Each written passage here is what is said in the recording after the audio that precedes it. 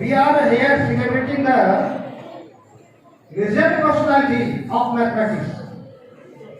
We know that he is the only person that has tried the theory of relativity, infinite series. These are the very important incoming qualities. So now I would like to give the mic to our Bimal Acharya. Bimalji, come here.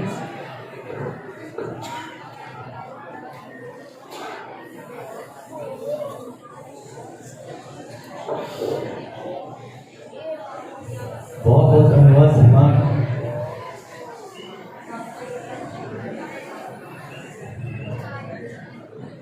2 minute का समय और मैं अपने भैया को बुलाना चाहूंगा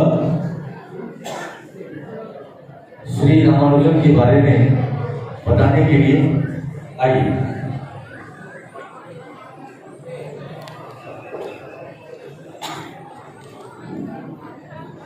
Good morning.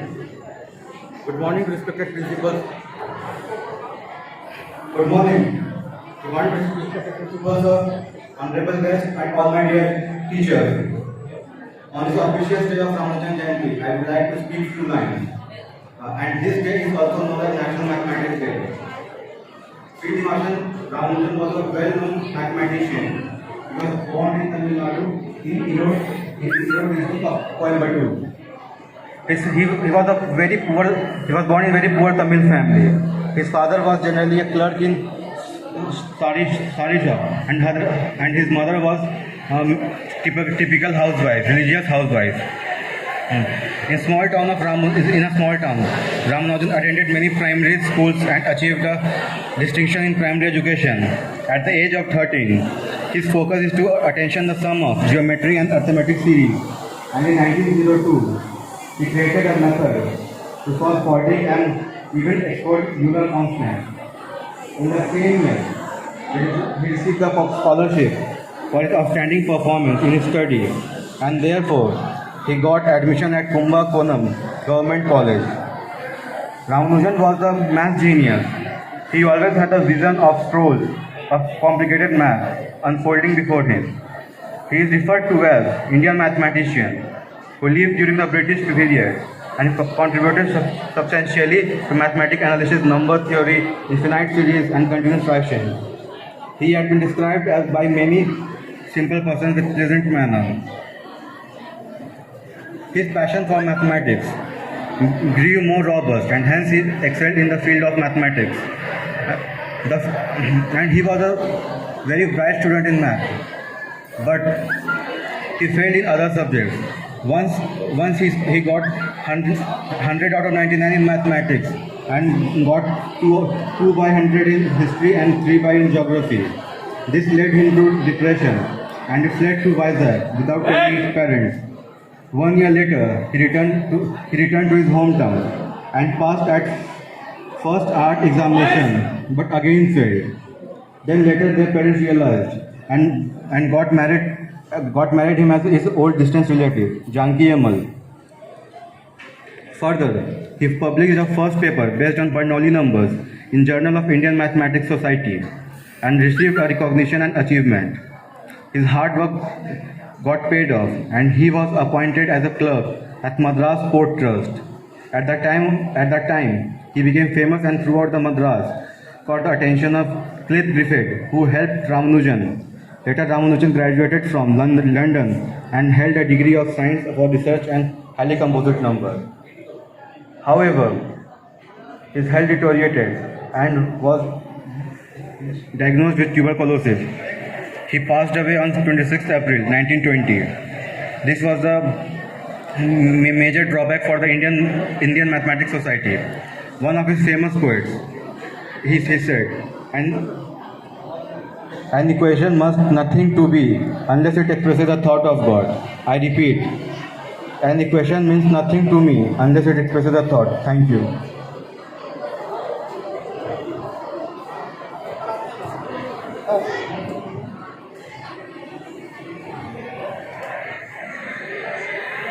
Hello. ये 2 क्लास के हमारे जो बच्चे हैं, ये किस इनके क्लास टीचर कौन है? देखेंगे कि उतनी गरीबी शायद आप कल्पना नहीं कर सकते थे कि जिस परिवार में इनका जन्म हुआ वो काफी गरीब और पिताजी किसी प्रकार से मुनीम का नौकरी करते हुए वे अपने परिवार को चलाते थे।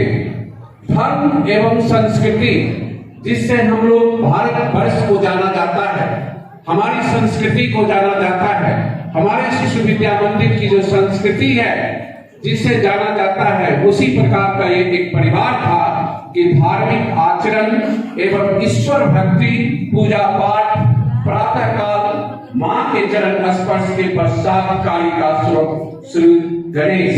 इस परिवार की एक सबसे बड़ी विशेषता यही थी, जो हमें भी इस स्कूल में यह संस्कृति है कि मैं जब प्रातः उठता हूं तो अपने माँ और पिता के चरण स्पर्श करने के बाद ही मैं कोई काम को प्रारंभ करता हूं। इसी संस्कृति का परिवार वो रामानुजन का परिवार भी था। और रामानुजन जो थे उनका देखिए वेशभूषा, जब तक वो इंग्लैंड नहीं गए, जब तक वो देश के बाहर नहीं गए, तब तक वे धोती कुर्ता पहनते थे, भारतीय लिबास का पसंद करते थे। वो जब तक हिंदुस्तान में उन्होंने अपने घर में रहा तब तक धोती कुर्ता पहनना उनका लिबास था। जब तक वो विदेश नहीं गए थे तब तक वो धोती और कुर्ता ही लिबास को पहनते थे। अब देखिए, प्राथमिक शिक्षा रामानुजन का प्राथमिक शिक्षा जो है अपने जिले में ही हुआ था और उसमें वो फर्स्ट किए थे। लेकिन इसके साथ साथ एक बहुत बड़ी और भी बात थी कि ये अपने जीवन में एक बार जबरदस्त असफल भी हुए। हमारे स्टूडेंट, आपको जानना चाहिए था इतना बड़ा गलती कि जो हुआ भारतवर्ष के मानचित्र पर, वो एक टाइम ऐसा भी आया कि वो असफलता भी उसके झोली में गया। और वो कब था कि 11वीं के कक्षा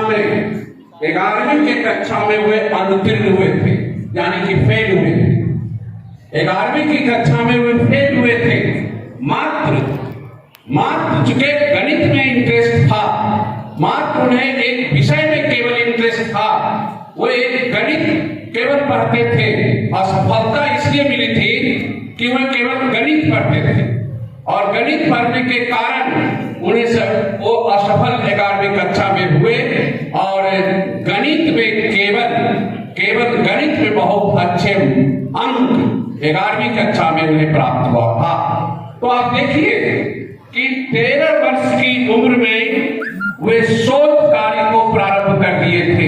वो मात्र 13 वर्ष की उम्र में, इतनी अल्प आयु में वे रिसर्च का काम प्रारंभ कर दिए थे। वे विलक्षण प्रतिभा थी रामानुजन में। इतनी विलक्षण प्रतिभा बहुत कम में हमें देखने को हिंदुस्तान के मानचित्र पर आज तक मिला है, जिसमें इनका नाम श्रीनिवास रामानुजन का नाम हम लेते हैं कि मात्र 13 वर्ष के उम्र में उन्होंने रिसर्च के काम को प्रारंभ कर दिया था।